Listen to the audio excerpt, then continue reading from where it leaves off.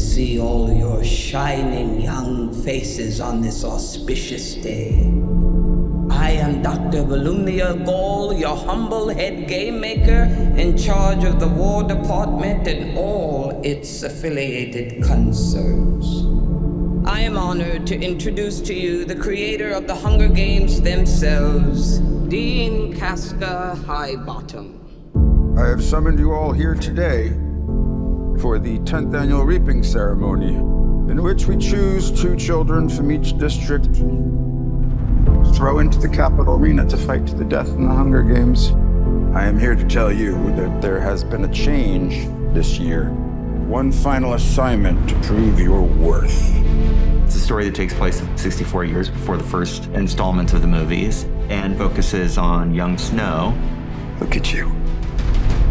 Your makeshift shirt and your too tight shoes, trying desperately to fit in, when I know the Snows don't have a pot to piss in. Snow is being groomed to become the man he becomes. As a mentor, your role is to turn these children into spectacles, not survivors.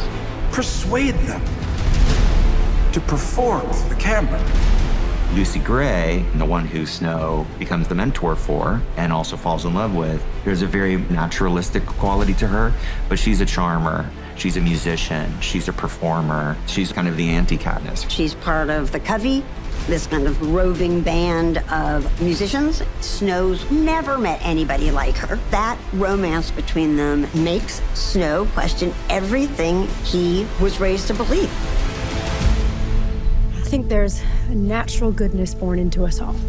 You know, really, you can either cross that line into evil or not.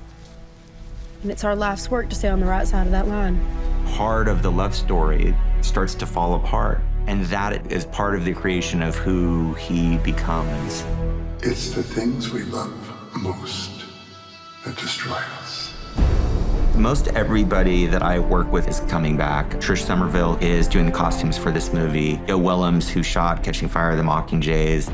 The one new person that I'm really excited about is Uli Hanisch, who's the production designer. We talked about the sort of look and the feel of the movie. The visuals of this movie will be very different than Mockingjay, but there's real consistency in terms of the Capitol architecture.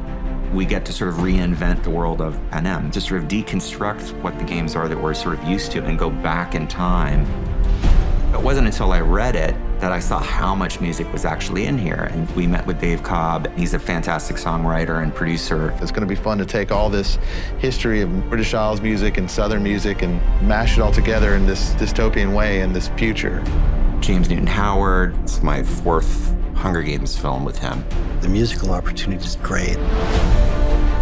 Relationships are very powerful in the movie. The good and the bad are very clearly laid out. For James and I, it was really fun to explore a new sound for the Hunger Games. Sometimes it's foot stomping and rousing, and sometimes it's haunting, mysterious, and a lot of that is based on the kind of period of the movie itself.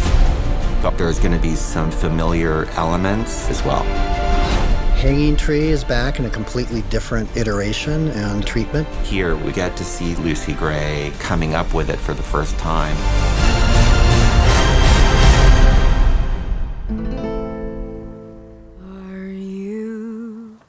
Are you coming to the tree where I told you to run so we'd both be free? Strange things did happen here, no stranger would it be if we met up at night.